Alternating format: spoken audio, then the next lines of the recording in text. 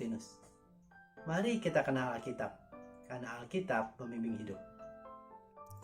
Dalam Alkitab, banyak tokoh yang mempunyai kelebihan dan kekurangannya masing-masing. Karakter-karakter mereka memperkaya Alkitab. Kita bisa belajar banyak dari karakter tokoh-tokoh Alkitab ini. Pada kesempatan kali ini, kita akan membahas tentang Yehuda, anak keempat dari Yakub, dan dari keturunan-keturunan Yehuda inilah Tuhan kita Yesus Kristus berasal. Topik Yehuda ini akan dibagi menjadi 2 video, yaitu pada hari ini tentang Yehuda yang berani, dan Rabu depan tentang berkat untuk Yehuda. Nama Yehuda atau Juda dalam bahasa Inggris sangatlah kita kenal. Bahkan kata Jew berasal dari Judaism, yaitu Yehuda, di mana sejarahnya pada abad ke-5 sebelum Masehi, saat kerajaan Israel dijajah oleh Raja Assyria Sanherib. Wilayah 10 suku Israel dijajah dan penduduknya dibuang. Suku Lewi tidak mempunyai wilayah dan hanya meninggalkan suku Yehuda. Dan sejak saat itu kata Jew dipakai untuk memanggil seluruh bangsa Israel tanpa memandang suku lagi. Namun menjadi pertanyaan, mengapa Allah memilih Tuhan Yesus Kristus terlahir dari suku Yehuda? Padahal Yehuda bukanlah anak sulung, yaitu Ruben, dan juga bukan anak yang Tuhan pakai untuk menyelamatkan bangsanya, yaitu Yusuf. Mari kita buka Alkitab dan kita pelajari kebenaran firman Tuhan ini. Dari Kejadian 29 ayat 35. Mengandunglah pula ia, lalu melahirkan seorang anak laki-laki. Maka ia berkata, sekali ini aku akan bersyukur kepada Tuhan. Itulah sebabnya ia menamai anak itu Yehuda. Sesudah itu ia tidak melahirkan lagi. Yehuda adalah anak dari Lea, anak laki-laki keempat dari Yakub, salah satu dari ke-12 bersaudara. Yehuda mempunyai arti nama yang berarti bersyukur kepada Tuhan, atau bahasa Inggrisnya praise the Lord. Sebuah nama yang indah sekali. Yehuda tumbuh menjadi anak yang mempunyai rasa tanggung jawab dan berani. Dari kehidupan Yehuda yang tercatat dalam Alkitab, ada beberapa peristiwa penting yang baik untuk kita ketahui. Yang pertama adalah saat Yusuf dijual ke orang Ismail.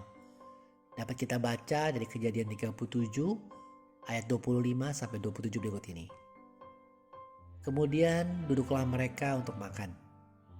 Ketika mereka mengangkat muka, kelihatanlah kepada mereka suatu kafilah orang Ismail datang dari Gilead dengan untanya yang membawa damar, balsam, dan damar ladan. Dalam perjalanannya mengangkut barang-barang itu ke Mesir. Lalu kata Yehuda kepada saudara-saudaranya itu, apakah untungnya kalau kita membunuh adik kita ini dan menyembunyikan darahnya? Mari kita jual dia kepada orang Ismail ini. Tetapi janganlah kita apa-apakan dia, karena ia saudara kita, darah daging kita. Dan saudara-saudaranya mendengarkan perkataannya itu. Di sini Yehudalah yang mengusulkan untuk menjual Yusuf kepada orang Ismail ketimbang membunuhnya. Dan ide ini diterima oleh saudara-saudaranya. Jadi bisa kita katakan bahwa Tuhan memakai Yehuda untuk tidak membiarkan saudara-saudara yang membunuh Yusuf.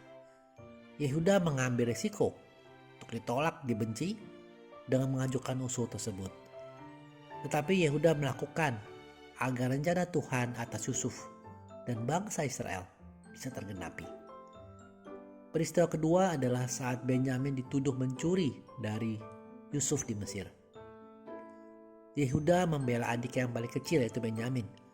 Pada waktu Benyamin dituduh mencuri, teman-teman dapat membaca pada Kejadian bab ayat 44.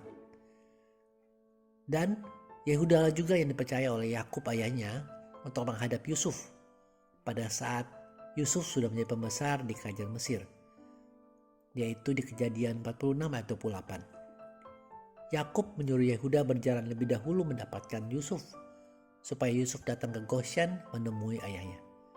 Sementara itu sampailah mereka ke tanah Goshen. Teman-teman, bagaimana dengan kita? Apakah kita berani untuk menyatakan kebenaran? Berani melakukan perbuatan baik di antara lingkungan yang jahat? Dapatkah kita dipercaya? Sebab firman Tuhan dengan jelas menyatakan di Yakobus 4 ayat 17. Jadi, jika seorang tahu bagaimana ia harus berbuat baik, tetapi ia tidak melakukannya, ia berdosa. Beranikah kita tidak lagi mencontek saat orang sekelas mencontek? Atau beranikah kita tidak lagi memberi barang bajakan? Dan yang di saat yang sama kita harus memberikan teladan, kita juga harus menegur teman kita yang masih berbuat tidak baik. Tentunya dengan cerdik, dengan pemilihan kata, waktu, juga kesempatan untuk menegurnya. Firman Tuhan berkata, tetapi kami menolak segala perbuatan tersembunyi yang memalukan. Kami tidak berlaku licik dan tidak memasukkan firman Allah. Sebaliknya, kami menyatakan kebenaran dan dengan demikian kami menyerahkan diri kami untuk dipertimbangkan oleh semua orang di hadapan Allah. Ingat teman-teman, kita yang sudah belajar firman, tahu kebenaran, sudah diangkat oleh Tuhan menjadi penjaga sesama kita manusia. Seperti firman Tuhan berikut ini. Hai anak manusia, aku telah menetapkan engkau menjadi penjaga kaum Israel. Bila mana engkau mendengarkan suatu firman daripadaku, peringatkanlah mereka atas namaku. Terima kasih sudah menyaksikan. Mohon like dan subscribe untuk membantu channel ini bertumbuh dan firman Tuhan semakin diwartakan. Sampai bertemu pada video Kenal Alkitab Rabu depan. Kasih karunia Tuhan Yesus Kristus menyertai Anda sekalian.